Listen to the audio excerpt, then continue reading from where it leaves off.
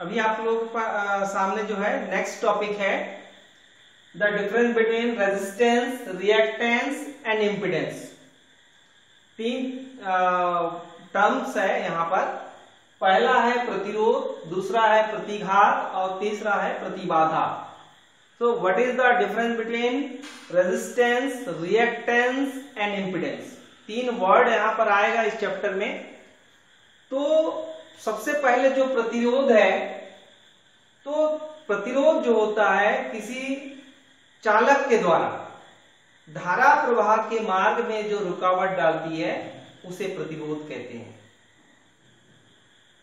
Resistance, opposition offered by a conductor for flowing the current is called resistance।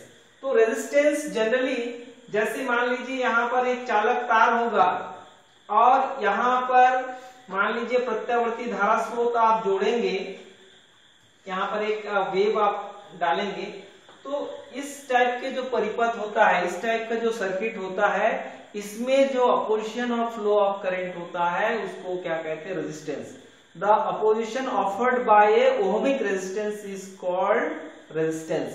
मतलब किसी चालक तार के द्वारा धारा प्रवाह के मार्ग में जो रुकावट डालती है उसे क्या कहते हैं? सिंपल प्रतिरोध। अवरोध, अवरोध से आया है प्रतिरोध, अवरोध उत्पन्न करता है। रिएक्टेंस जो है वर्ड है प्रतिघात। ये भी क्या होता है कि किसी परिपथ में, किसी विद्युत परिपथ में यदि एक संधारित्र हो, संधारित्र हो, है ना, दो प्लेट है, संधारित्र हो, तो संधारित्र के कारण या मान लीजिए एक प्रेरण कुंडली है, इसके कारण यदि धारा प्रवाह के मार्ग में कोई रुकावट डालती है तो उस रुकावट को क्या कहते हैं?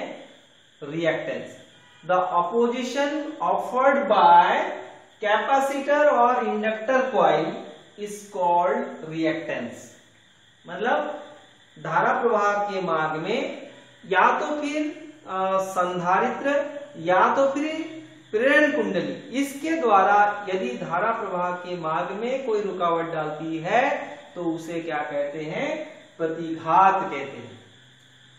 जबकि प्रतिबाधा जो है, इंपीडेंस जो है, when opposition offered by two or more than two devices, either RC or LC or RL or LC, यदि किसी परिपथ में कोई भी दो, मान लीजिए R और C हो या R और L हो या L और C हो, है ना, ये C है, ये L है, ये R है, L है, ये C है, या तीनों हो, L भी हो, C भी हो और R भी हो, L भी हो, C भी हो और R भी हो। यदि तीन चीज अगर परिपथ में है तो उस तीन चीज के कारण परिपथ में जो भी अपोजिशन होगी उसे क्या कहते हैं? प्रतिबाधा, इंपीडेंस। तो टोटल रेजिस्टेंस को क्या कहते हैं?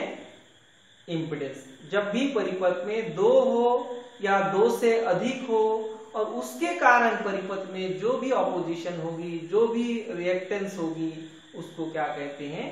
प्रतिबाधा। तो यहां पर ये जो है पहला, ये भी अपोज करता है, ये भी अपोज करता है, ये भी अपोज करता है। अकेला अपोज करता है रेजिस्टेंस से तो रेजिस्टेंस होगा। अगर एक कैपेसिटर हो या एक इंडक्टर कॉइल हो, प्रेरण कुंडली हो, और इसके कारण जो अपोजिशन होगा वो भी क्या होगी? रिएक्टेंस। और इंपीडेंस में क्या होता है? दो या दो से अधिक। अब इसको तो R से प्रदर्शित करते हैं, इसको R से प्रदर्शित करते हैं, इसको जो है X से प्रदर्शित करते हैं, और जबकि इसको जो है Z से प्रदर्शित करते हैं। X तो ये दो प्रकार के हो जाते हैं, एक होता है Xc और एक होता है XL। मतलब जब प्रेरण कुंडली हो और जब संधारित्र हो, तो इसमें इसको कहते हैं धारिता प्रतिघात। धारिता प्रतिघात कैपेसिटिव रिएक्टेंस के नाम से जाना जाता है, कैपेसिटिव रिएक्टेंस। और एक्सेल जो होता है ये होता है इंडक्टिव रिएक्टेंस, इंडक्टिव रिएक्टेंस। और Z जो होता है वो इंपिडेंस होता है। Z अलग अलग परिपथ के लिए Z का वैल्यू अलग अलग होता है। ये जो है does not depend upon frequency, frequency पर डिपेंड नहीं करता है, मतलब फ्रीक्वेंसी पर कोई निर्भर नहीं करता है, फ्रीक्वेंसी होता ही नहीं इसके, फ्रीक्वेंसी पर does not depend upon frequency, does not depend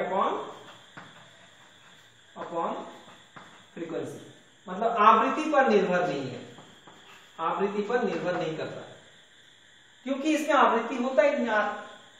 जबकि अगर इस वाला परिपथ है तो यहां पर XC जो वैल्यू होता है 1/ωc होता है या 1/2πfc होता है, मतलब ये C F पर निर्भर करता है, F पर निर्भर है।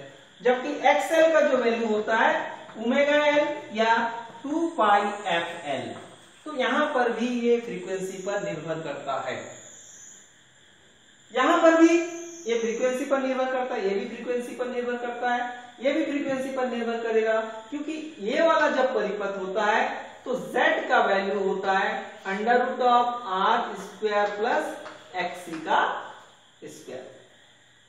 जब RL परिपथ होता है तो Z का वैल्यू होता है √R² प्लस XL का स्क्वायर, और XL का वैल्यू क्या आता है ωL और 2πfL।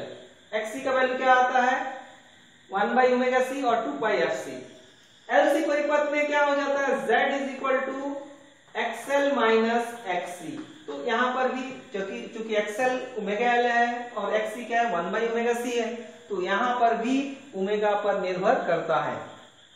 Z में इसमें जो है Z LCR में Z = क्या होता है √R² plus XL minus XC का होल स्क्वायर। तो कुल मिलाकर के इस तीनों में जो है वो फ्रीक्वेंसी पर निर्भर करता है। रेजिस्टेंस, रिएक्टेंस, इंपीडेंस, तीनों का काम एक ही है, तीनों का जो यूनिट होगा, मात्रक होगी, वो तीनों का सेम है, तीनों का ही ओम होगी। क्यों? क्योंकि everyone oppose to flow of current, सभी जो है धारा प्रवाह के मार्ग में रुकावट डालती है, चाहे वो ओहमिक प्रतिरोध हो तब भी ये धारा प्रवाह के मार्ग में रुकावट डाल रही है, oppose to flow of current, ये भी oppose to flow of current, ये भी oppose to flow of current. अगर अकेला अपोज कर रहा है रेजिस्टेंस तो रेजिस्टेंस होगा, अकेला रेजिस्टेंस यहां पर रेजिस्टेंस है लेकिन कैपेसिटर के द्वारा रेजिस्टेंस है, यहां पर इंडक्टर कॉइल के द्वारा रेजिस्टेंस है, और यहां तीनों के द्वारा जो है तीनों दो या दो से अधिक, 2 और more than 2 devices connected in the alternating circuit, then the total resistance is called here impedance. ठीक है, तो जैसे आप लोग स्कूल में किसी को स्कूल बोलते हैं, किसी को कॉलेज बोलते हैं, किसी को हायर सेकेंडरी स्कूल बोलते हैं, तो ऐसे क्यों बोलते हैं? क्योंकि हर जगह पर का जो उद्देश्य एक ही है, पढ़ाई, लेकिन किसी को हमने नाम दिया स्कूल, किसी को नाम दिया कॉलेज। तो ठीक इसी प्रकार यहाँ पर भी अगर ये प्रारंभिक अवस्था में है, इनिशियल स्टेज में है, तो ये रेजिस्टेंस होगा, ये रिएक्टेंस होगा।